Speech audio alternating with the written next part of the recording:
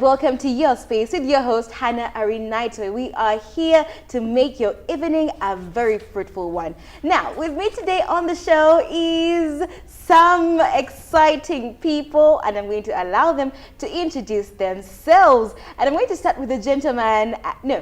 I'll start with the person right here next to me so that we end with our very special guest. Hello, and welcome to the show.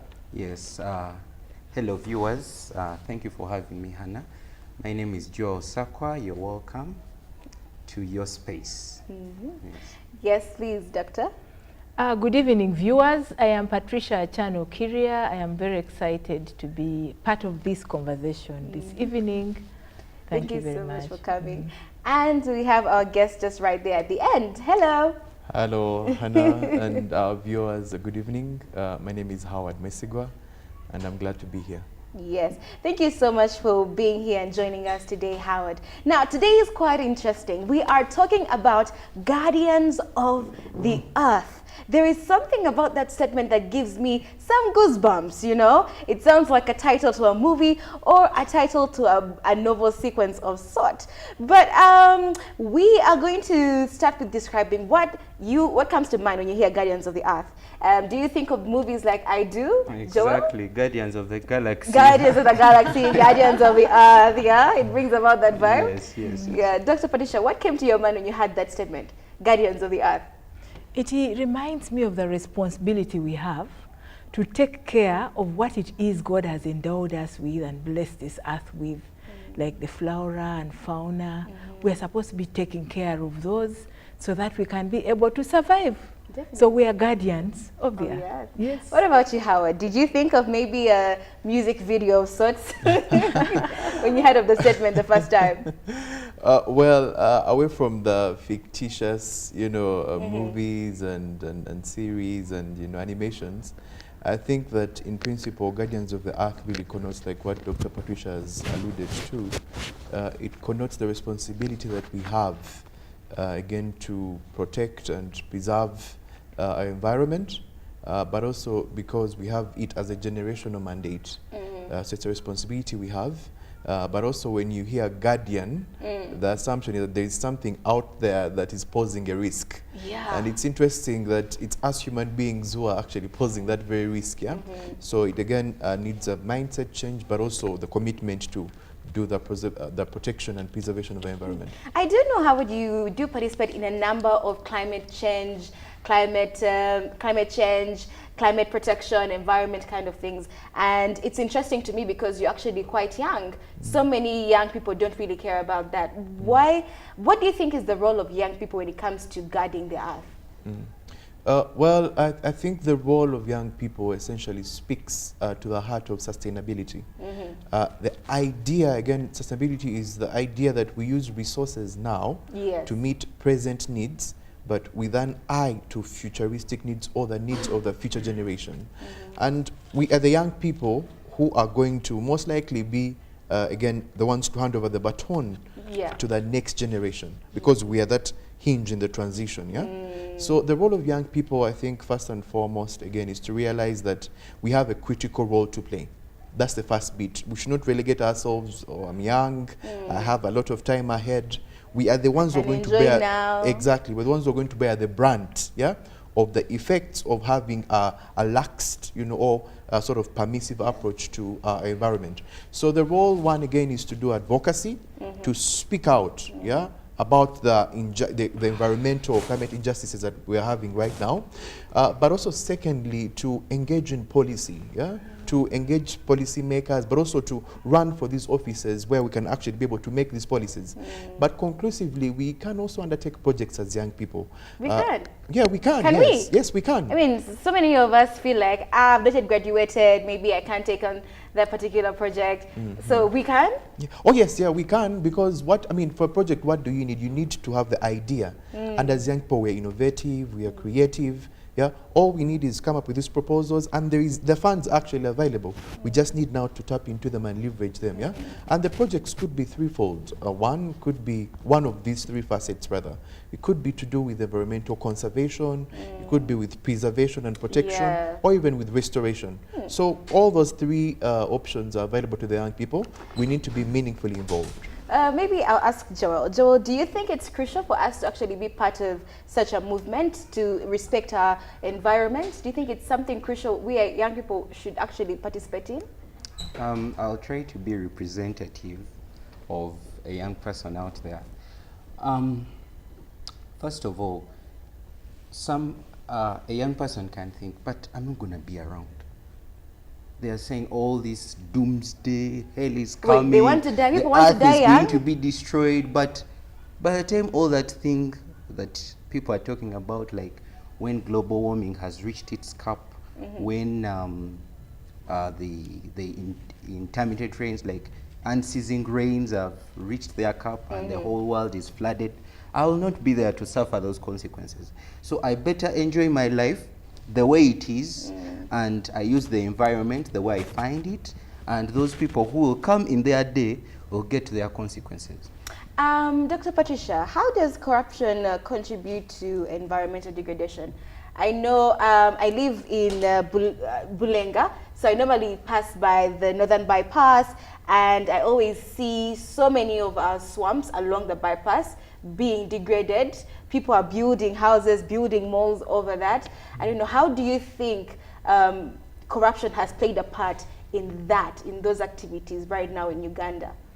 Corruption actually does play a very negative impact on the environment, and it affects the efficient use of the natural assets, and it also weakens the stringent use of the environmental protection regulations and the processes that are put in place.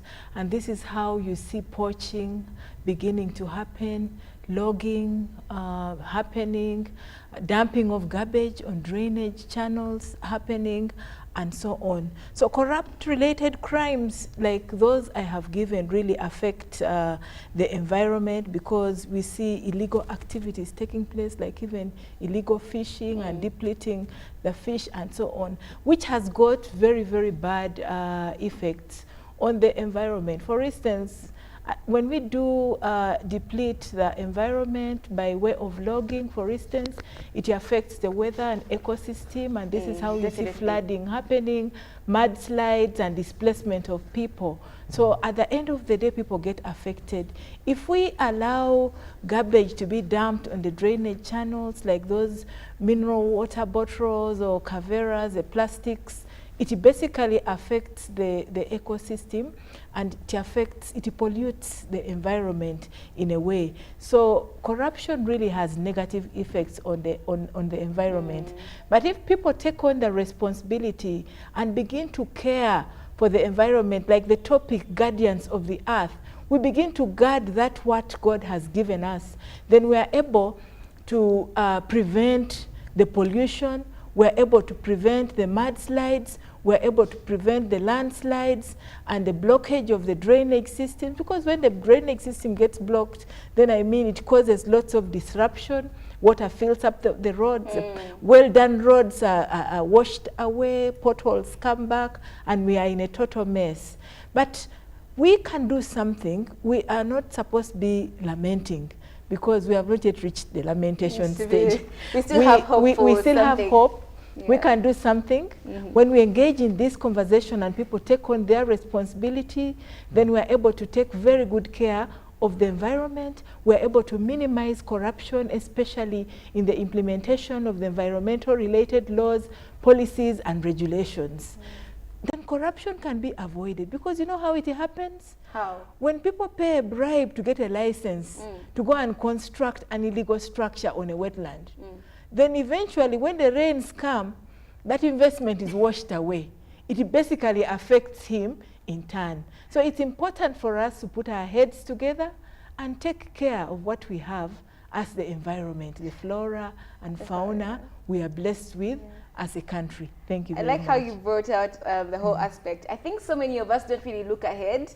I mean, somebody will get a license, build in a swamp. A few months in, the building is falling halfway into the ground, and all those different things. But maybe, Howard, why should we care? Why should Hannah, as a young person, really care about this entire topic? Well, I think why a young person like yourself and myself, Hannah, should really care about this particular topic because we're actually the true guardians, yeah, of the earth. Because I mean, think about it. Uganda's population, and we love to, to say this all the time. all the time. Yes. I know what you're going to say. Yes. 70% of Uganda's population are young people. Yes, exactly. So that means if young people are not caring about the environment in Uganda, then 75% of Uganda is not caring. That's what it means. Wow. You see, and that is already bad. Yeah. So the argument, and I disagree with my colleague the other side that with Joel, that we're not yet at that stage. I mean, we are at that stage. Just recently in July, July was recorded as the hottest month ever. Yeah, the hottest month ever. That was July, 2 months ago. You see, and just think about 2 or 3 days ago, we saw the climate-related disasters in Libya, the floods. That's Africa. And that's Africa. And you could say it's in North Africa, but it is coming close if we don't do anything about it. You see? So as young people, why should we be involved? Because we are the most vulnerable. You see? So why should we be involved? Because we are the most vulnerable, because we are the most at risk, because we are at the forefront of the changes in climate change, but also in the manifestation of climate-related disasters and also in environmental disasters. So we should be involved because we are the most affected, but also we are the biggest number that can do something about it. Yeah. But also as young people, we are creative and innovative. We can leverage that creativity and innovativeness to come up with solutions that are going to contribute to the preservation and protection and also essential restoration of the environment. I feel like sometimes people think that being creative and innovative in relations to the environment is something super complex and scientific to, let's say, like 95%. Is that true? No, it's not true. It's not true because I work with young people personally and I advocate for the participation of young people in, for example, the circular economy. And the circular economy really entails the reduction of waste, especially plastic waste, reduction, recycling, and reuse. Yeah, and I've seen young people that have actually come up with projects. How do we turn plastic into material like bags, like accessories for like women and jewelry and household items. That's some even in tiles. And so, how do we do that? Young people, we can leverage our creativity and innovativeness to come up with those solutions. I do see Joel putting up his hand. Joel, you do have something to say? All right. Now, I normally hear this when I'm speaking to young people. To your friends, yeah. Yes, to my friends, like my age mates, when we are talking about these issues of climate change. They normally say that there are things that are more pressing in Uganda. For example, very many people are below the poverty line. Okay. And now we have discovered the oil, and now you are saying that we should cut down things and make sure that we cover for climate change. So the question always is, what should be the balance between protecting the environment and our development? And mind you, nobody will die because the people that die because of climate change compared to the people that die because of poverty, hunger, and lack. The values do not cover up. So maybe for our expert, the person in the field, he can help to balance up for us. Okay, let's just take a break. When you get back, we're going to be diving more into the conversation.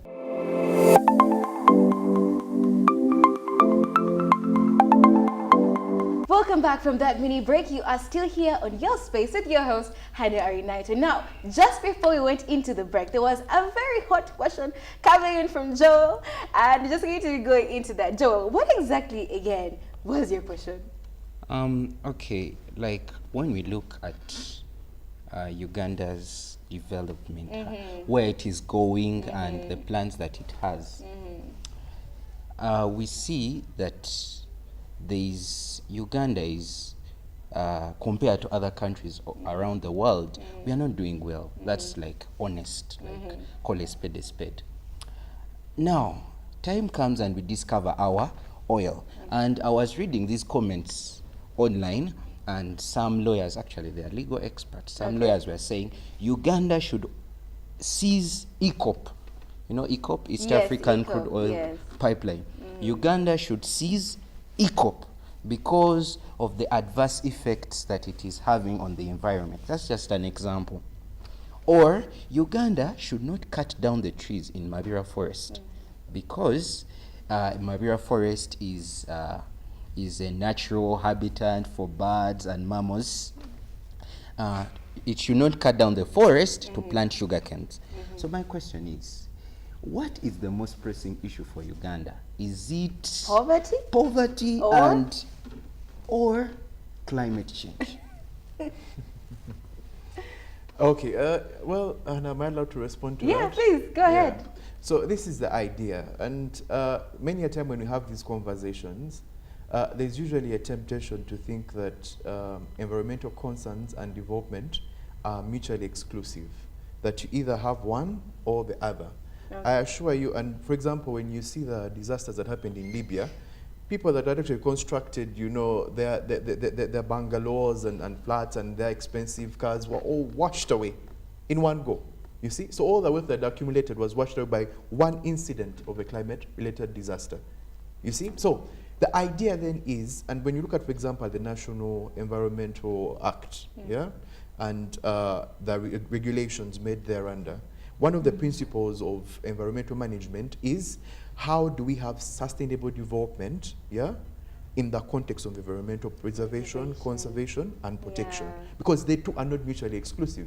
So, for example, the Convention on the Forest, for instance, that when you cut down the forests and then plant sugar canes, and you know, these forests are they're natural resource, and so the government protects them in trust and holds them in trust for the people. Why?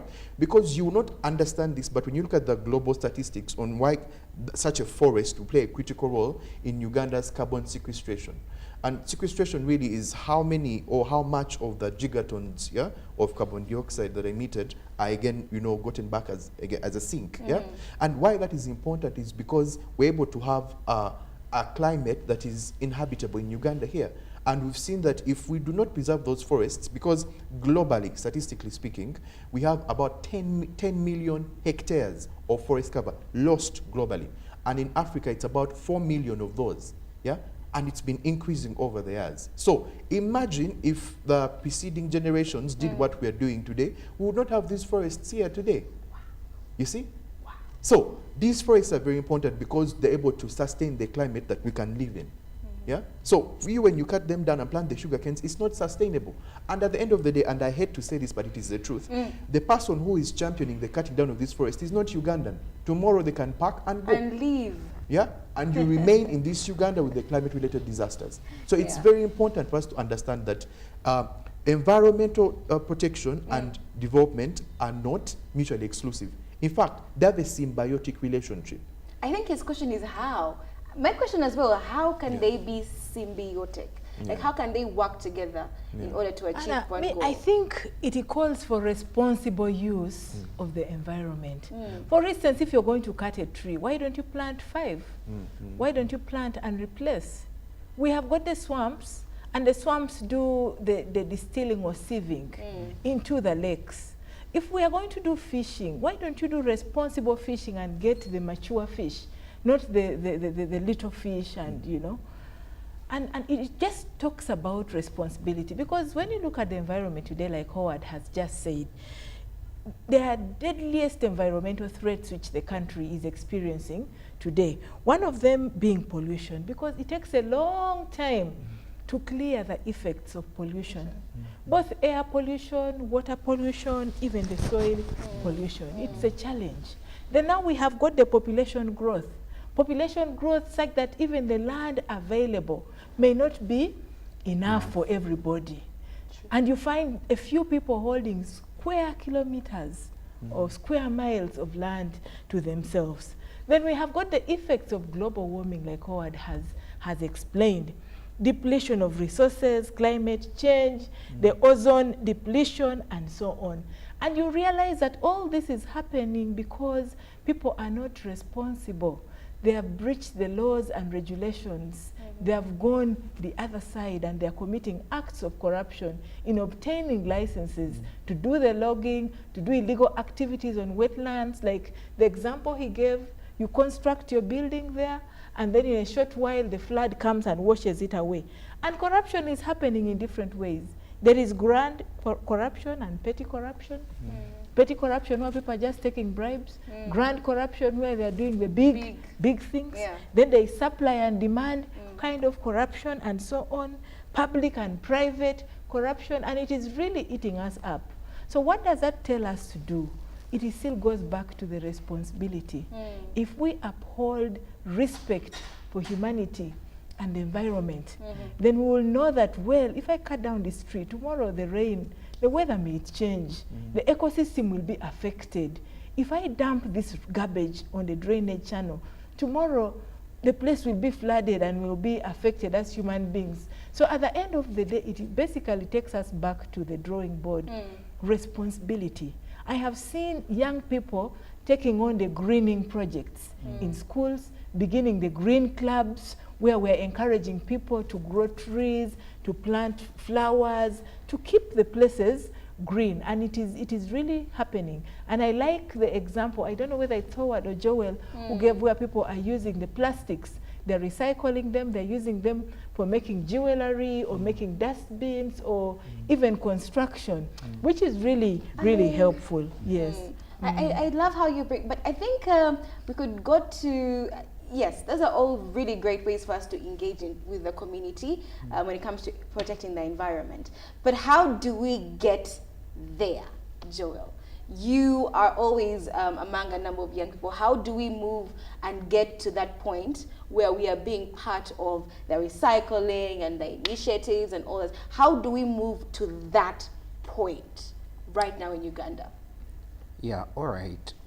First of all, as I understand climate change and its adverse effects, we have to work with the global, with the world. We have to work with other countries.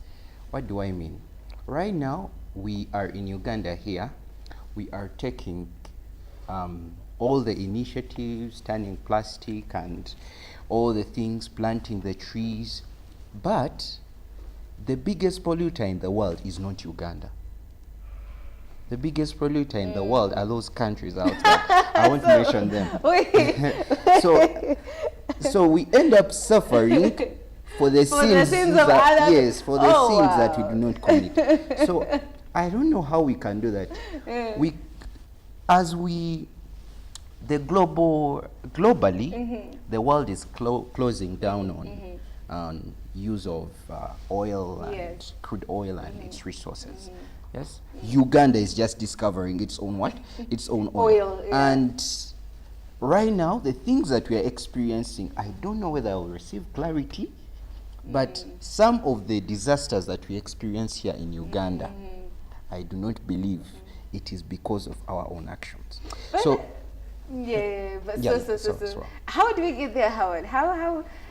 And I find this interesting because so many people actually have this particular question, but how do we get to a point as young people in Uganda where we are freely involving in activities that are solving our environmental problems? Thank you so much, Hannah. So I think I need to go back to the basics. When we talk about the environment and the threat to the environment, we're talking about the triple planetary crisis. Yeah? And the triple planetary crisis, as you hear it, is threefold. Firstly, we're talking about climate change. And second, you're talking about biodiversity loss. And three, you're talking about pollution. Yeah? So, and when you look at, for example, at the National Environment Act and the National Climate Change Act of the first one is 2019, the National Climate Change Act is 2021. One of the integral components of the act is education and awareness creation. Yeah? Because that is how you bring about mindset change. Yeah? Because you'll be amazed at how many people out there do not understand what you mean by climate change. They don't understand what you mean by biodiversity loss, what you mean by pollution. They don't understand it. And it's even worse when it gets to the policymakers. Imagine policymakers that do not understand what that is or how bad the situation is. Sort of encourages a complacency in the promulgation of laws, but also in their enforcement. So I think how we can get out there is by leveraging the existing structures to undertake deliberate and intentional education, literacy, and awareness creation. so that we bring the masses to power, to bring them to the knowledge of how bad the situation is, how they can be meaningfully involved, but also our policy makers. We need sometimes to concentrate on, you know, the people down there, the grassroots or in the rural areas, yeah. But the people that make the decisions are actually the policy makers, yeah. And there's a convention I was having recently because some of the work that I've been doing is developing toolkits for children and youth, because I work mostly with children and youth in the environment and energy spaces, then SDG 7 and 13. And I was proposing that now we need to target policy makers. Can we have a toolkit that can equip policymakers and empower them to understand firstly, but also to be deliberate and intentional, coming up with policies and laws, but also in enforcement of these laws. Because sometimes we have the laws, like the National Environment Act of 2019, the National Climate Change Act of 2021, but implementation. Yeah, so how can we equip them to participate meaningfully in the implementation of these laws? Okay, now we are coming to the end of the show. I feel like we needed another 3 consecutive hours for us to finish this topic. But just before we say goodbye, I would just like to have the people on my panel just give us a final word. Just make it as brief as possible. I'll start with Joel. Yes, this is our environment, this is our world. Yes, we either take care of it or we lose it. Yeah. Dr. Patricia? I think environmental protection is a collective responsibility, which we must not only leave for the enforcement agencies, but collectively we should take up and own up and be responsible to preserve and conserve our environment. Yeah, I totally agree. Yes, Howard. Thank you, Hannah. So my message, parting shortly to the viewers, is that this planet is what we have. We don't have a planet B, yeah? And it takes collective action, as Doctor has mentioned. We all have a part to play. We could be whistleblowers, we could bring our leaders to book or hold them accountable. We could, you know, meaningfully involve ourselves in projects on restoration, protection, and preservation. But this is our heritage, this planet is what we have, and we must all be meaningfully involved. Yes. I hope that after this you will have respect for your environment and for Uganda. Allow me to say bye-bye. See you again next Sunday. Goodbye.